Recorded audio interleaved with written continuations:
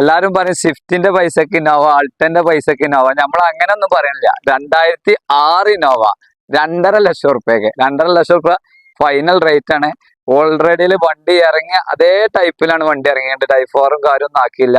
Company വന്ന അതേ stock കണ്ടീഷനിലുള്ള ഒരു വണ്ടി. നിലവില് 3ാമത്തെ ഓണറാണ് വണ്ടി വരുന്നത്. ഇതിന്റെ പേപ്പർ എന്താണ്, ഇൻഷുറൻസ് ഇപ്പൊ അടിച്ചേക്കണു, ടാക്സ് പുതിയത് എടുത്തേക്കണു, റിന്യൂവൽ അടുത്ത വർഷം എന്ന് പറഞ്ഞാല് അടുത്ത വർഷം ആകാനായി. അടുത്ത വർഷം ലാസ്റ്റ്ക്ക് റിന്യൂവൽ മാത്രമേ ചെയ്യാണ്ടാവുള്ളൂ. ടാക്സ് പുതിയതുണ്ട്, ഇൻഷുറൻസും അടിച്ചേക്കണം. ടയർ ഭാഗങ്ങളൊക്കെ ഒരു 50% 60% ടയർ ഭാഗങ്ങൾ വരുന്നുണ്ട്. ഉള്ളിലേക്ക് നോക്കിയാൽ നല്ല സീറ്റ് കവർ കാര്യങ്ങള് പുറത്തിലേറെ ഉള്ളിലാണ് അടിപൊളി.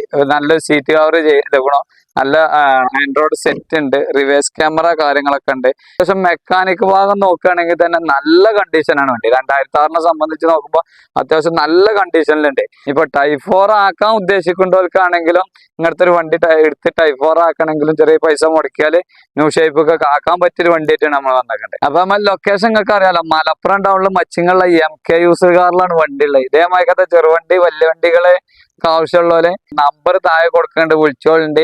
നമ്മൾ പേജ് ഫോളോ ചെയ്യാൻ മറക്കരുത് കേട്ടോ.